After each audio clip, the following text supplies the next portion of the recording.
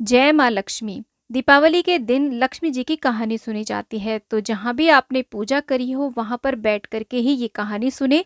एक जल का लोटा अपने पास में ही भर के रख लें और हाथ में कुछ दाने खील के लेकर के कहानी सुने। तो आइए सुनते हैं लक्ष्मी जी की कहानी। एक गांव में एक गरीब ब्राह्मण रहता था। वो रोज पीपल पर जल चढ़ाने जाता था। पीपल में से एक लड़की कहती, पिताजी मैं तुम्हारे साथ चलूंगी। ब्राह्मण ये सुनकर के सूखने लगा। ब्राह्मणी बोली, तुम क्यों सूखे? ब्राह्मण बोला कि पीपल में से एक लड़की कहती है, पिताजी मैं तेरे साथ चलूंगी। ब्राह्मणी बोली, चलो कोई बात नहीं, कल ले आना। जहाँ 6 लड़की हैं वहाँ 7वीं भी सही। वह दूसरे दिन लड़की को ले आया। उस लड़की का नाम उन्होंने पावनी रखा। एक दिन आटा मांगने गया तो थैला भर भर के मिला। माँ आटा छानने लगी तो बेटी बोली, माँ मैं छानूंगी। वो बोली, ना बेटी पावनी, धौली धौली हो जाएगी। बेटी ने कहा, ना माँ मैं ही छानूंगी। उसने आटा छाना, परात भर गई। माँ खाना बनाने लगी। तब बेटी बोली कि माँ मैं बनाऊंगी। माँ बोली, ना बेटी तेरी उंगली जल जाएगी। ना माँ मैं ही बनाऊंगी। वह रसोई में गई और उसने 36 प्रकार के भोजन बनाए। सबको पेट भर भर के खिला दिया। और दिन तो भूखे रहते थे, उस दिन पेट भर भर के सभी ने खाया। ब्राह्मणी का भाई आया। जीजी मुझे तो भूख लगी है, रोटी खाऊंगा। बहन सूखने लगी। सबने खा लिया, अब कहाँ से खिलाऊंगी? बेटी बोली, माँ क्या बात है? वो बोली, तेरा मामा आया है, रोटी खाएगा। बेटी रसोई में गई, 36 प्रकार के भोजन बनाए और ला करके मामा को जिमा दिया।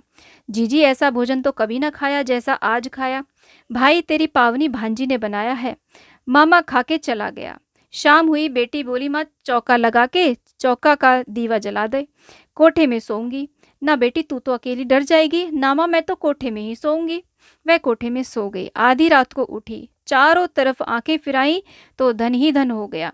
जब वो जाने लगी तो बाहर दरवाजे पे एक और बूढ़ा ब्राह्मण सो रहा था। बेटी तू कहाँ चली? बोली, मैं तो लक्ष्मी माता हूँ। इसके 6 बेटी थी तो दरिद्र दूर करने आई थी। तैने करवाना हो तो तू भी करवा ले। उसके घर में चारों तरफ आंख फिराई तो धन ही धन हो गया। सवेरे उठ के ढूंढ मची, बेटी पावनी कहाँ गई, बेटी पावनी कहाँ गई। ब्राह्मण बोला, वो तो लक्ष्मी माता थी, तेरे साथ साथ मेरा भी दरिद्र दूर कर गई। जैसे लक्ष्मी माता ने उसका दरिद्र दूर किया वैसा सबका करियो। कहानी कहते सुनते हुंकारा भरते सबका दरिद्र दूर करियो। माता लक्ष्मी सब पर अपनी कृपा बनाए रखियो। जय माँ लक्ष्मी। लक्ष्मी जी के साथ साथ एक गणेश जी की यानी कि विनायक जी की कहानी भी सुननी होती है। एक बुढ़िया माई थी। वह रोज मिट्टी के गणेश जी की पूजा करती थी। रोज बनाए रोज गल जाए। पास ही में एक सेठ का मकान बन रहा था। बुढ़िया माई कारीगरों के पास गई। वो बोली, भैया मेरा पत्थर का गणेश बना दो। मिस्त्री बोले कि हम जितने में तेरा पत्थर का गणेश घड़ेंगे उतने में अपनी दीवार न चिनेंगे। तभी गणेश भगवान ये सब सुन रहे थे। बुढ़िया माई उदास मन से वहां से वापस आ गई। गणेश भगवान ने उनकी दीवार टेढ़ी कर दी। बार बार वो चिने और ढा देवे, चिने और ढा देवे।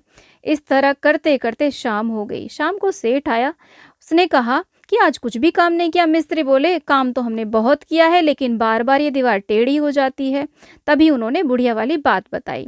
तब सेठ बोला कि मुझे उस बुढ़िया के पास ले चलो। तब वो सेठ बुढ़िया के पास गया। सेठ ने उस बुढ़िया से क्षमा मांगी और कहा कि हे बुढ़िया माई, हम तुम्हारे लिए सोने का गणेश गढ़वा देंगे, तुम गणेश भगवान से कह करके हमारी दीवार सीधी करवा दो। बुढ़िया माई ने गणेश भगवान से प्रार्थना करी और सेठ जी के लिए क्षमा याचना मांगी तो गणेश जी ने सेठ की दीवार सीधी कर दी। सेठ ने बुढ़िया माई के लिए सोने के गणेश जी गढ़वा दिए। तो हे गणेश भगवान, जैसी कृपा आपने बुढ़िया माई पर करी वैसी सब पर करना। कहानी कहते सुनते हुंकारा भरते सब पर अपनी कृपा बनाए रखना। जय गणेश भगवान। इस तरीके से कहानी सुनने के बाद में हाथ में जो खील ली हैं आपने, उन्हें आप जल के लोटे में डाल दें थोड़ी सी, और थोड़ी सी आप चौकी पे छोड़ दें और माता महालक्ष्मी और गणेश जी से अपने घर में सुख समृद्धि के लिए प्रार्थना करें। जय माँ लक्ष्मी।